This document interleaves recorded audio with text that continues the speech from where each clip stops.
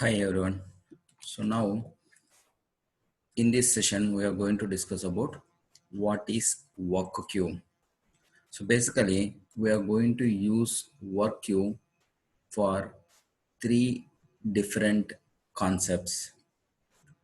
One is to validate the data. Second thing is to filter the data. Third thing, we are going to implement parallel processing. We can say that when you want to handle any data in Blue Prism, we are going to use work queue concept. Generally, observe this data here. So let's assume that this is employee ID and employee name and salary, commission, and we need to calculate total salary here. When you want to calculate total salary, we are going to calculate salary plus commission. Salary plus commission will be the total salary. Now, let's observe this here. Here the salary plus commission, it will calculate total salary. But what about this salary? But commission is null. Something plus null, it's undefined. Now the Blue Prism will throw error for this particular thing, right? In these records, we need to first identify how many valid records we have there in our process. When you are implementing any data, before giving it to the work queue, first we need to validate the process, validate the data. How many records are valid, how many are invalid. That is the first purpose we are going to use work queue. And second thing is we can filter the data and we can process it. Let's assume that here if you observe employee names ABC, BCD, DF, and then again if you observe here ABC, BCD, right? Again if you observe here ABC and BCD. Now in this particular set of data, we need to process only records belongs to ABC in one process. Records belongs to BCD in another process. Or another way, we don't want to process the employee name belongs to ABC. Other than employee name ABC, remaining all the records, we need to process it, right? This approach we are going to handle by using filter concept in work queue. Another thing, here we have very less number of records. Assume that we have some thousands of records is available.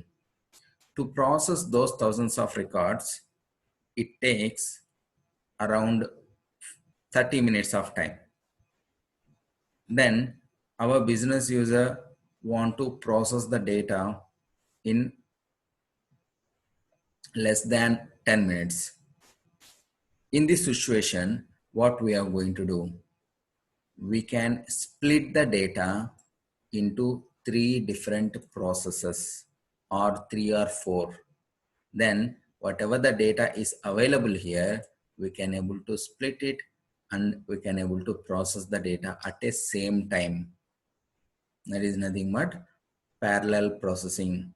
All these things can be achieved by using work queue. Generally, here when it is coming to work queue is your internal business object. Internal business object. Observe this, in System Manager, we are going to create a work queue. Here, when you are creating work queue, always when we are handling data, blindly remember we need to work with work queue. General, what is queue? Queue is first in, first out process, right? The same way, it will process the data record by record basis here, one by one, record by record basis. One more thing, when you want to implement work queue, remember that always we required one primary key in your data set. without primary key, we cannot able to process data in work queue. If you observe here, when you are creating a work queue, it is asking work queue name and then key field name, key name.